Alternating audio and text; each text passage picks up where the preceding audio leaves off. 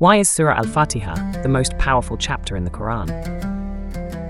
Every day, across the globe, billions of Muslims pause their routines, bow their heads, and recite 7 precise verses that have echoed for over 14 centuries.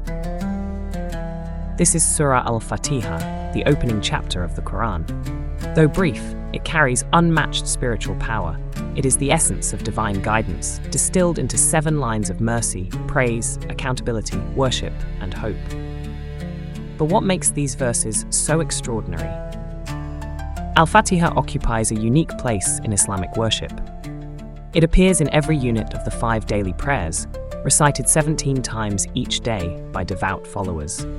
Those repetitions are not mere rituals, they are moments of renewal, each recitation a fresh dialogue between the believer and the Creator. When you address God with Al-Fatiha, you are not quoting a text, you are engaging in a sacred conversation. The chapter begins with, "In the name of Allah, the most gracious, the most merciful." These words establish the foundation of every action. Mercy precedes all else. In Arabic, Rahman and Rahim, both translated as most gracious and most merciful, emphasize that divine compassion encompasses every dimension of existence. From endless galaxies down to the beating of a single heart, God's mercy sustains all creation. By uttering His names before any deed or prayer, the believer realigns priorities, reminding themselves of the source of all goodness. Next comes praise. All praise belongs to Allah, Lord of the worlds. This acknowledgement shifts focus outward to the magnitude of existence. It invites gratitude, not only for blessings but also for challenges, recognizing that every aspect of life, joy and hardship alike, serves a higher purpose. By declaring Allah as Rabb al-Alamin, the reciter surrenders the ego and embraces humility, finding tranquility in the knowledge that nothing lies beyond divine control. The chapter then repeats God's mercy, the most gracious, the most merciful. This deliberate repetition reinforces that compassion is constant. It assures the believer that no mistake is beyond forgiveness, no sin beyond redemption, and no soul beyond hope. Each return to mercy anchors the worshipper's heart, especially in times of doubt or despair. Following mercy, Al-Fatiha declares, "Master of the Day of Judgment." Here the believer acknowledges ultimate accountability. Recognizing that actions carry eternal significance brings ethical focus to every decision.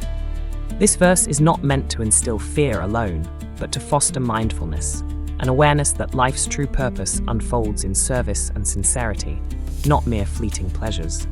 The pivotal verse is, "You alone we worship, and you alone we ask for help." In this single line lies the core of Islamic monotheism, Tawheed.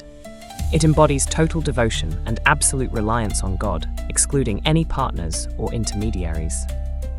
By affirming exclusive worship and seeking assistance from Allah alone, the believer renews their commitment to divine guidance, resisting distractions, and affirming faith in a singular, all-powerful source. Immediately after, the believer makes a direct plea, "Guide us to the straight path." This verse captures the universal human longing for clarity and direction. Every heart at some point faces confusion, temptation, or hardship. With these words, the reciter humbly asks for guidance toward what is righteous, uplifting, and pleasing in God's sight. It is a prayer for steady footing in life's unpredictable terrain. Finally, Al-Fatiha defines that path as the way of those upon whom you have bestowed your grace, not those who have earned your anger, nor those who have gone astray. This contrast delineates the path of gratitude, mercy, and success from the paths of arrogance, rebellion, and ignorance. It shows that guidance is not generic, but characterized by specific qualities: humility, patience, compassion, and steadfastness. Beyond its theological depth, Al-Fatiha exerts a palpable emotional impact. In moments of anxiety, grief, or despair, countless believers have found solace in its verses. In hospitals, war zones, or lonely nights, reciting Al-Fatiha brings immediate calm, as though each word carries healing energy.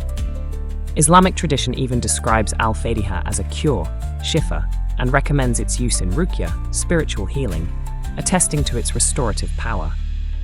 Prophet Muhammad described Al-Fatiha as the greatest chapter of the Quran, and called it a direct conversation with God. He taught that when a believer recites each verse, God responds with mercy, guidance, and affirmation. Thus, prayer transforms from a monologue into a dynamic encounter, a profound exchange in which the worshipper speaks and the divine replies.